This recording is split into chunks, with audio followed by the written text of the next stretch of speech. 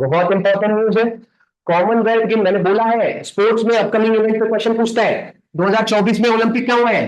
Paris. अगले बार 2028 में कहां होगा? लॉस एंजलिस यानी कि अमेरिका। और 2032 में कहां होगा? ब्रिस्बेन यानी कि ऑस्ट्रेलिया। याद रखने का तरीका, याद कर लो। फ्रांस, अमेरिका, ऑस्ट्रेलिया, ये आपका तरीका है। 2024, 28, 32 ऐसे ही क्वेश्चन आते हैं अपकमिंग इवेंट पे। अब क्वेश्चन क्या पूछेगा? कॉमनवेल्थ गेम 2026 में कहां हो रहा है? आंसर हो जाएगा स्कॉटलैंड, लेकिन ऑप्शन में कभी भी कंट्री नहीं देगा, सिटी देगा, ग्लासगो। बेटा ओलंपिक हो, कॉमनवेल्थ हो या एशियन गेम्स हो, सिटी के नाम से जाना जाता है, देश के नाम से नहीं। जैसे आपने सुना होगा पेरिस ओलंपिक, फ्रांस ओलंपिक नहीं, तो ऑप्शन में स्कॉटलैंड नहीं मिलेगा। ठीक है, तो 2026 का कॉमनवेल्थ गेम कहां होने वाला है? स्कॉटलैंड। अब ऑस्ट्रेलिया, ऑस्ट्रेलिया जैसे डिस्कस कर लेते हैं। ऑस्ट्रेलिया में क्या है? 2032 का ओलंपिक है ना। और क्या है? यूएसए और कनाडा में क्या होने वाला है? 2026 का फीफा वर्ल्ड कप। दो जगह नहीं, तीन जगह होने वाला है। हाँ, यूएसए, कनाडा, मैक्सिको। 2026 का वर्ल्ड कप होगा। ब्राजील में क्या होगा? 2027 का महिलाओं का फीफा वर्ल्ड कप, फीमेल्स का। ये सारी चीजें ना मैं बहुत बार डिस्कस कर चुका हूं। अपकमिंग इवेंट पे क्वेश्चन आएगा तो भूलिएगा मत, पक्का। 2026 में कॉमनवेल्थ क्या होने वाला है? बेटा क्लास सब ध्यान दे रहे हैं ना?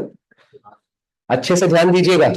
14th हॉकी जूनियर, ठीक है, कुछ मिला के जूनियर हॉकी हमारा क्या हुआ था? National championship.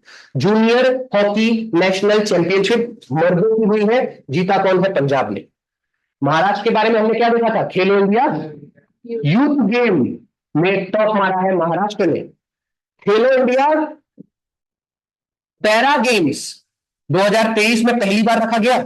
आज तक खेलो इंडिया यूथ गेम सुना होगा, पैरा गेम्स नहीं। पैरा गेम्स का पहला एडिशन 2023 में दिल्ली में हुआ। उसमें टॉप किसने मारा? हरियाणा ने।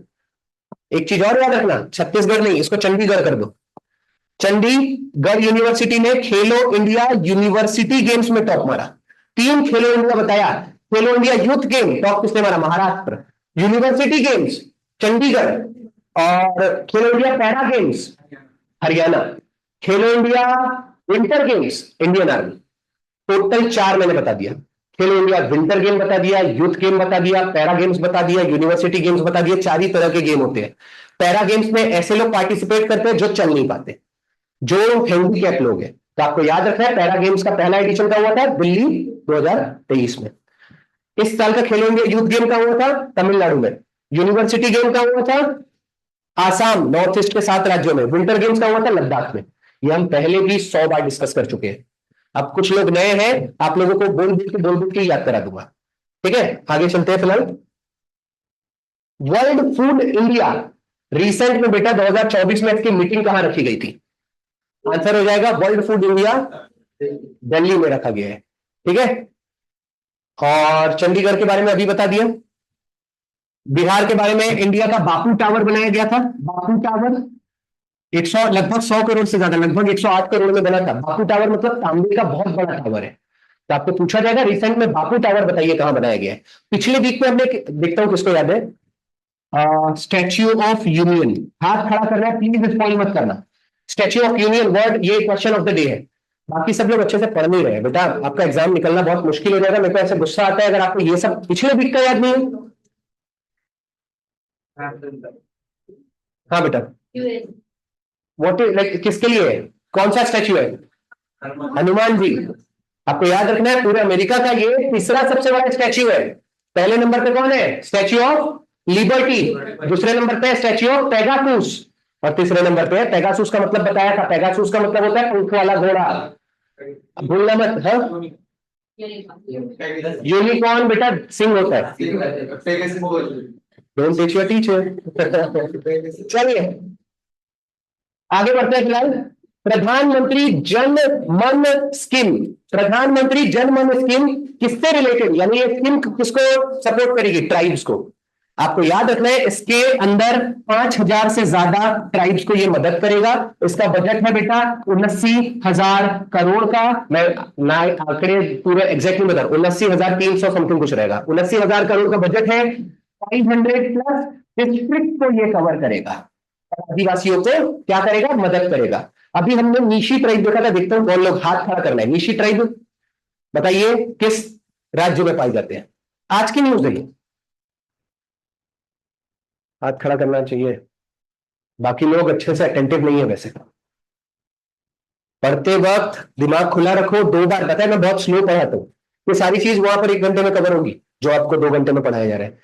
थोड़ा स्पीड स्लो वैसे इसलिए भी रखता हूँ, बार बार रिपीट इसलिए करता हूँ कि आप कान खुले रखो, हाथ चलाते रहो। आधे लोग लिखते नहीं हो, मुझे नहीं पता, शायद आपको पीडीएफ मिलेगी नहीं मिलेगी, मिल जाएगी तो अच्छी बात है। लिखिए अच्छे से। स्टार्टिंग में होगा, कुछ लोगों को लगेगा कि ज्यादा है, लेकिन क्या है बेटा, मेहनत तो करना पड़ेगा अगर एग्जाम निकालनी है तो। मेरा काम है आपको बार बार सही डायरेक्शन देना। बार बार बोल रहा हूं मैं, जब रिपीट कराता हूँ कुछ लोग, अब यहाँ वन ऑफ द, अब देखो जीके जिसका अच्छा है, एक है हमारे अभिषेक, अब भाई साहब हमारा, इनका थोड़ा जीके थोड़ा अच्छा है, बाकी लोगों का अच्छा नहीं है, तो आपको अच्छा करना पड़ेगा, तो वो बार बार रिपीटेशन से ही होगा। ठीक है, अभी जितनी चीज बता दिया। फार्मर से रिलेटेड एक बात बता देता हूँ, बेस्ट फार्मिंग स्टेट 2024 में महाराष्ट्र को दिया गया है। फार्मर्स डे 23 दिसंबर को मनाया जाता है। आदिवासी दिवस भारत में 15 नवंबर को मनाया जाता है। 15 नवंबर को मनाने का रीजन है, बिरसा मुंडा, सबको पता है कि मुंडा ट्राइब जो थे, बिरसा मुंडा का बर्थडे 15 नवंबर 1875 को पैदा हुए थे। तो भारत सरकार ने बिरसा मुंडा को भी उनके सम्मान में 15 नवंबर को कुछ तो something tribe respect day something कुछ डे मनाया जाता है। ठीक है, 15 नवंबर। आगे देख लेते हैं। In which year India will install Bharatiya Antariksh station, अभी तो बताया 2000। और 2030 में ना रेलवे का एक टारगेट है, टारगेट के ऊपर क्वेश्चन पूछे जाते हैं। रेलवे का टारगेट है नेट जीरो कार्बन का, नेट जीरो कार्बन वो अटेन करेगा 2030 तक। ठीक है, इलेक्ट्रिफिकेशन, हाँ वो 2030 तक फुल्ली इलेक्ट्रीफाई है, यानी भारत में पूरी की पूरी ट्रेन इलेक्ट्रिक वाली चलेगी 2030 तक। रेलवे को 2 टारगेट बता दिया, रेलवे का आपको याद रखना है। रेलवे का आपको एक और चीज याद रखना है कि रेलवे पहली बार कब चलाई गई थी, 16 अप्रैल 1853 में। भारत की पहली सुपरफास्ट ट्रेन का नाम लास्ट टाइम बताया था, डेक्कन क्वीन। डेक्कन क्वीन। भारत की सबसे लंबी मालगाड़ी का नाम वाल्मीकि। कितने डब्बे हैं, 295, पहले कर चुके हैं। अब देखो, who has been appointed as the PM of Jordan, J से जॉर्डन, जे से जफर हसन। याद रखना बहुत आसान है, देखो जे से जॉर्डन, जॉर्डन का नाम। अच्छा जाफर, वसीम जाफर किसको पता है, नहीं पता है तो कोई बात नहीं, वसीम जाफर एक क्रिकेटर है, मेरे लिए बहुत आसान है। जॉर्डन का ना शूज होता है, क्रिकेटर से पहन के खेलेंगे। अगर आपको जाफर क्रिकेटर पता है तो जॉर्डन का पीएम क्या है बेटा, 2024। टीबी का लक्ष्य खत्म करने का हमारा 2024 था। ठीक है, मलेरिया का चेक करो 2030 होगा शायद, मेरे को याद नहीं है। अब कायर स्टारमर कौन है बेटा, इंग्लैंड यानी कि ब्रिटेन का पीएम ही है, ये न्यूज में चल रहा है, ये सब भूलना मत। ब्रिटेन का पीएम कौन है, कायर स्टारमर। चलिए डन। धर्मा क्या, 2030, हाँ चलो। धर्मा गार्डियन हमारी एक्सरसाइज है, हाँ सबको टिक दो। मिलिट्री एक्सरसाइज किन 2 देशों के बीच में होता है और कहां होता है, पूरी लिस्ट निकालो और याद कर लो निकाल के। ठीक है, अब मिलिट्री एक्सरसाइज किसकी बात कर रहे हो, धर्मा गार्डियन की। भारत और किसके बीच में होता है, जापान। ठीक है, और कहां हुआ है इस साल, राजस्थान के महाजन फील्ड में। महाजन फील्ड एरिया कोई एक, कोई तो महाजन है, महाजन, ठीक है फील्ड, यहां पर हुआ है। और बता देता हूं एक आधा कुछ, जीमैक्स किसके साथ होता है, वो भी जापान के साथ होता है। हैंड इन हैंड किसके साथ होता है, चाइना। खान क्वेस्ट किसके साथ होते हैं, मंगोलिया। नोमैडिक एलिफेंट किसके साथ होता है, मंगोलिया। ये ऐसे मिलिट्री एक्सरसाइज आपको पता होना चाहिए, किस किस देश के साथ। टाइगर ट्रियम्फ होता है अमेरिका के साथ, वरुण होता है आपका फ्रांस के साथ, नाइट डेजर्ट होता है आपका फ्रांस के साथ, सुदर्शन उदार चक्र मैं बताना चाहूंगा ये होता है मलेशिया और मालदीव, मालदीव्स के साथ। 10 क्लिक होता है इंडिया उज्बेकिस्तान के साथ, उज्बेकिस्तान। और होता ऐसे बहुत सारे होते हैं, उज्बेकिस्तान आई थिंक कोई मिडल ईस्ट कंट्री ही है, उज्बेकिस्तान ही होता है। 10 क्लिक उज्बेकिस्तान, किर्गिस्तान या उज्बेकिस्तान, यही होना चाहिए, उज्बेकिस्तान। चलो ठीक है, तो आपको जैसे लोगों को पता है वैसे आपको क्या पता होना चाहिए, मिलिट्री एक्सरसाइज। वैसे तो जब भी न्यूज में चलता है मैं पूरी मिलिट्री एक्सरसाइज ला लेता हूँ। ठीक है, अभी अभी रिसेंटली एग्जाम में बहुत सिंपल क्वेश्चन यही पूछा था, हैंड इन हैंड एक्सरसाइज किन 2 देशों के बीच में होता है। भारत तो बेस है, हम वही एक्सरसाइज याद करेंगे जो भारत के साथ है। तो अपोजिट कंट्री क्या है? चाइना। चाइना के साथ हम कौन सी एक्सरसाइज करते हैं? Hand in hand. एक्सरसाइज का मतलब क्या है? डिफेंस में बेटा हम लोग एक दूसरे को प्रदर्शन दिखाते हैं, वो कुछ हमसे सीखते हैं, हम कुछ उससे सीखते हैं, तो इन्हें कहा जाता है military exercise. According to the NCRB report, भारत के किस राज्य में सबसे ज्यादा एट्रोसिटी, सबसे ज्यादा अत्याचार किया जा रहा है एससी कास्ट के ऊपर? आंसर तो सबको पता होना चाहिए, उत्तर प्रदेश। फिर आता है आपका राजस्थान, राजस्थान वाली चीजें। तो सबसे ज्यादा एट्रोसिटीज किसके ऊपर कर रहे हैं? कहां, किस राज्य में कर रहे हैं? उत्तर प्रदेश। इवन सबसे ज्यादा रेप के केसेस भी उत्तर प्रदेश बिहार में सबसे ज्यादा आते हैं। राजस्थान में क्राइम, क्रिमिनलिटी अलग होती है, रेप केसेस अलग है। सबसे ज्यादा क्राइम में महाराष्ट्र और राजस्थान, यानी महाराष्ट्र और राजस्थान में वो चलते रहते हैं। चलो अब आगे देख लेते हैं। आपका आज वैसे 24 ही है, 25वां नहीं है। आज के 24 क्वेश्चन थे, यानी 25वां रह गया है। मैं निकाला नहीं था, बच्चे ने मतलब स्टूडेंट ने मैंने टाइप नहीं किया। तो इसके साथ आपका करंट अफेयर होता है। एक और चीज बता रहा हूं, जो लोग रेलवे की प्रिपरेशन कर रहे हैं, एक एक चीज, आज बहुत जल्दी हो गया क्या? हाँ तो बता देता हूँ, अच्छी बात है। बस मैं क्या कर लेता हूँ, चलो एक काम करते हैं, आज ओरल टेस्ट ले लेते हैं। चलो एक छोटा सा, सबको मजा आएगा। ऑनलाइन सबको क्या कर रहे हैं?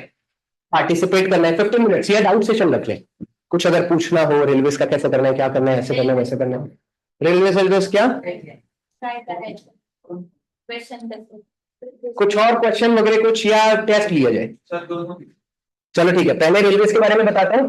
देखो तो बेटा छोटा सा आपका क्या है, देखो ये है आपका पैटर्न।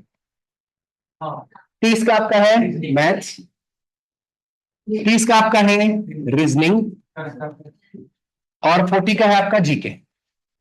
इसमें करंट अफेयर वगैरह सब आ गया।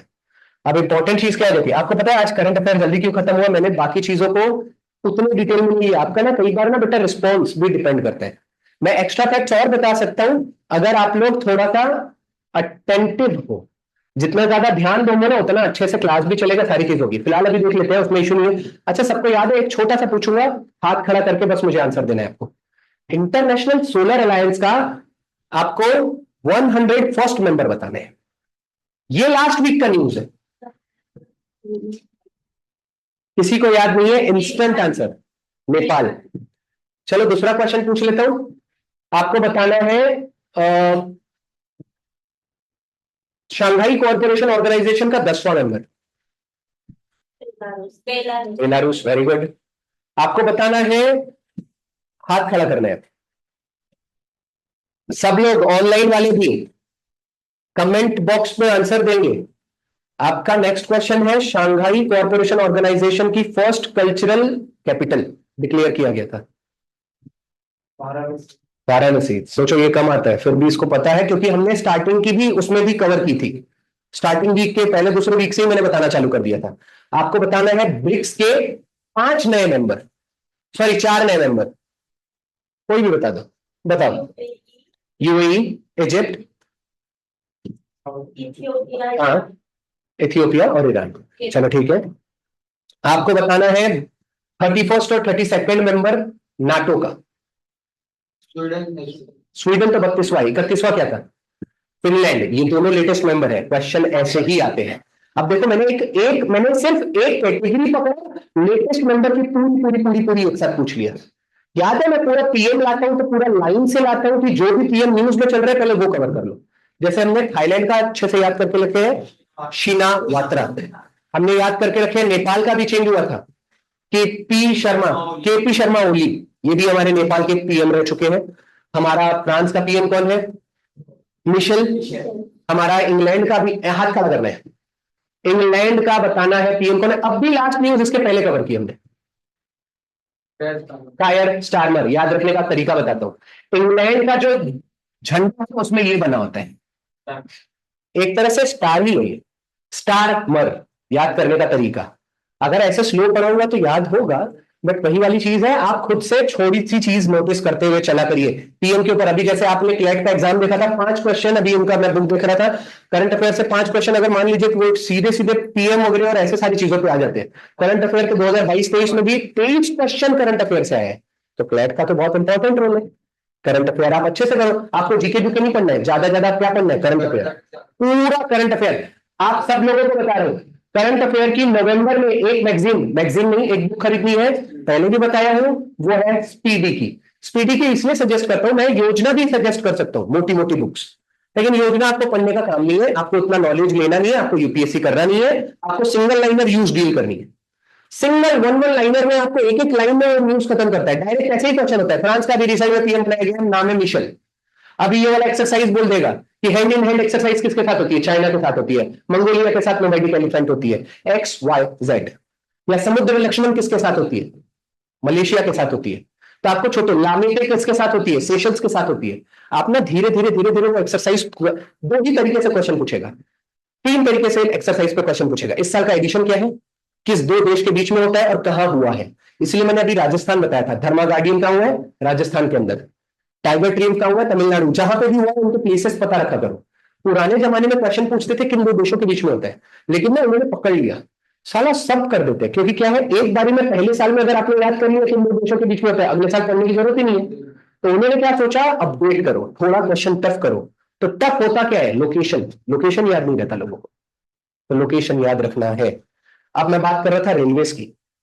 रेलवेज में अगर आपका मैथ्स और रीजनिंग, आप बैंकिंग की तैयारी कर रहे हो मेजोरिटी वाले यहाँ लोग, और एसएससी की प्रिपरेशन कर रहे हो, अगर किसी का ये दो सेक्शन, जैसे अब मेरे वहां एक स्टूडेंट है, लिख के मेरा उसका वो पास हो गया, अब भी से मैं बता दिया, उसने बस वो रोज आता है, मैं टारगेट्स देता हूं, मैं 1000 की मैं देख के आदमी बता सकता हूँ कौन एग्जाम निकाल लेगा।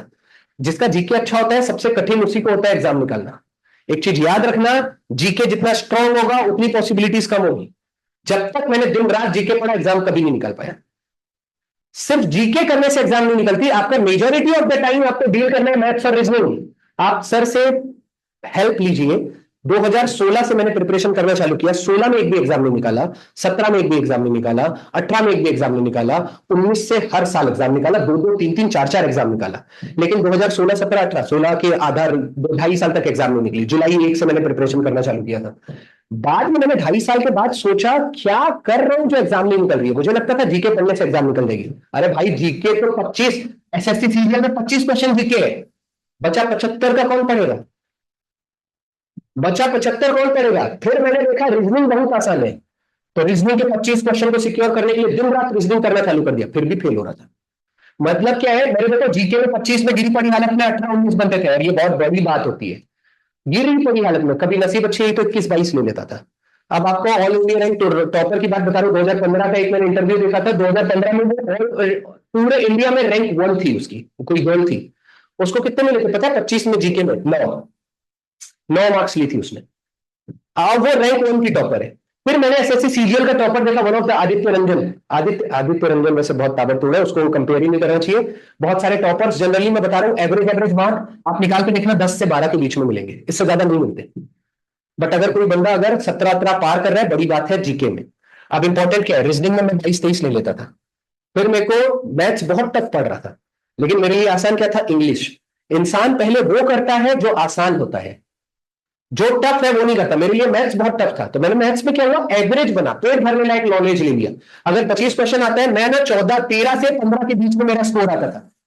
लेकिन बाकी जगह में क्या था, मैं 25 में 20 के ऊपर ले ही लेता, रीजनिंग में 20 के ऊपर, इंग्लिश में 20 के ऊपर, जीके में लगभग 19-20 18 19-20 ले ही लेता था। तो बचा क्या है, मेरे को मैथ में ज्यादा कुछ करना ही नहीं था, जितना कट ऑफ है उससे 15-20-30 मार्क्स ज्यादा ही ले लेता था मैं। अब इतना मोर देन इनफ हो। आप 2019 का भी सीरियल का लिस्ट निकाल के देखना, सारी चीजें आपको नाम दिख जाएगा। वो वाली चीज इंपॉर्टेंट क्या होती है, आपका कैसे आप फोकस करके कैसे आपको पढ़ना है, क्या पढ़ना है, कितना पढ़ना है। आपकी स्ट्रेटेजी बहुत क्लियर होनी चाहिए। स्मार्ट वर्क करिए, हार्ड वर्क नहीं। लेकिन हार्ड वर्क जरूरी है, लेकिन हार्ड वर्क के साथ स्मार्ट वर्क क्या होता है। अगर मान लो दिसंबर में आपकी रेलवे की एग्जाम है, आपका बचा कितना दिन है, आपके पास बचा ही क्या दिन है, पूरा नवंबर बस, और दिसंबर से तो आने ही वाला है। और अभी अक्टूबर में मान लो मुश्किल से आपके पास 45 दिन बचे हैं, मान के चलो 45-50 दिन। इन 45-50 दिन में आपकी स्ट्रेटेजी क्या होनी चाहिए, इन 45 दिनों में आपकी स्ट्रेटेजी क्या होनी चाहिए, सबसे पहले रीजनिंग का कमांड लेना। अब मैंने रीजनिंग बोल दिया तो ऐसा थोड़ी है, रीजनिंग में पढ़ना क्या है। आपको एक बात बता रहा हूं, आप किसी ने यहां बुक का सजेशन मांगा है, चलो एक काम करते हैं, ये है आपकी बुक्स जो आपके पास होनी चाहिए। आपके पास पिनेकल जरूरी नहीं है, अगर कोई पिनेकल से थक गया है, मैं लेकिन पिनेकल ही बुक दूंगा, थोड़ी महंगी होती है। बाकी बुक अगर आपको 250 की मिल रही है ना, पिनेकल वाला 200 की मिल रही है, 350 400 की देगा, 150 जो आपको ज्यादा लगेगा। लेकिन पिनेकल वाला इतना प्यारा ऑर्गेनाइज करता है चीजों को, चैप्टर वाइज। आपको रीजनिंग की बुक लेनी है, सेकंड एडिशन है रीजनिंग की, रेलवेज की बुक खरीदो। कौन से पब्लिकेशन की? पिनेकल पब्लिकेशन की। रीजनिंग की इसलिए यार रीजनिंग की मत खरीदना, नहीं खरीदो, क्योंकि रीजनिंग में हर कोई मार्क्स ले लेता है। डिपेंड करता है आपको रीजनिंग की बुक कब खरीदनी है। अगर आपको प्रैक्टिस के लिए क्वेश्चन चाहिए तो रीजनिंग की आपको बुक खरीदनी है, चैप्टर वाइज। लेकिन इसमें गड़बड़ मत करना, आपको वो शिफ्ट वाइज बुक भी देता है, चैप्टर वाइज भी देता है। चैप्टर वाइज में फायदा क्या होगा? अगर आपका मान लो कोई पर्टिकुलर चैप्टर वीक है रीजनिंग का, एग्जाम्पल ले लेते हैं कैलेंडर, कैलेंडर आपका वीक है, एग्जांपल ले लेते हैं स्टेटमेंट एंड कंक्लूजन। अगर शिफ्ट वाइज लोगे तो उसमें एक क्वेश्चन मिलेगा। प्रैक्टिस करने के लिए कम से कम 500 400 200 क्वेश्चन तो होने चाहिए। तो चैप्टर वाइज में आपको क्या होता है, 200 क्वेश्चन आप वही प्रैक्टिस करोगे जो एग्जाम में आए हैं। अरे कोई और क्वेश्चन करना ही नहीं चाहिए। बहुत सारे एग्जाम, पता है आपको, टीचर्स पढ़ाते वक्त क्या करते हैं, इजी इजी पढ़ाते हैं, और शुरुआत के डेमो।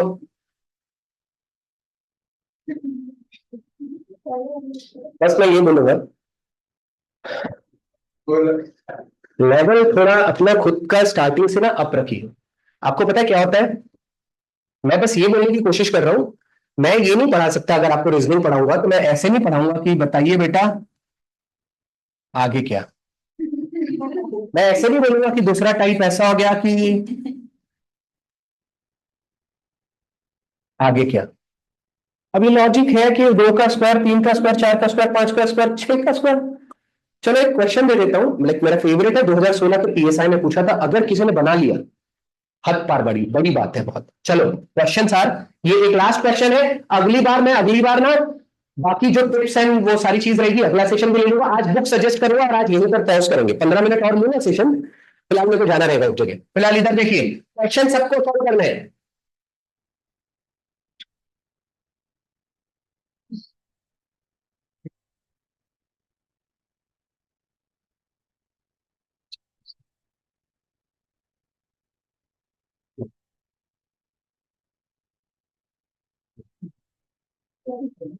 ऑप्शंस, ऑप्शन दिख नहीं रहे, बड़ा करूं, दिख रहा है सबको?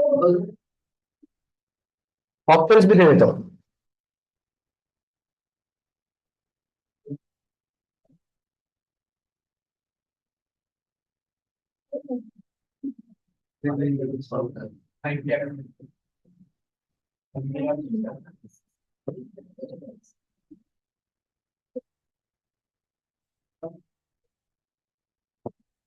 चलिए,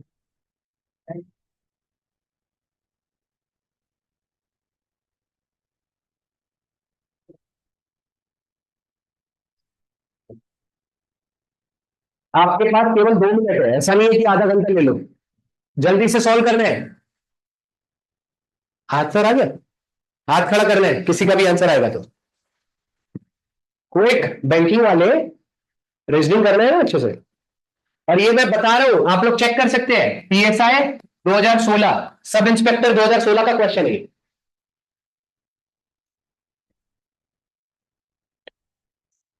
और बाजू में बुक्स के नाम बता देता हूं।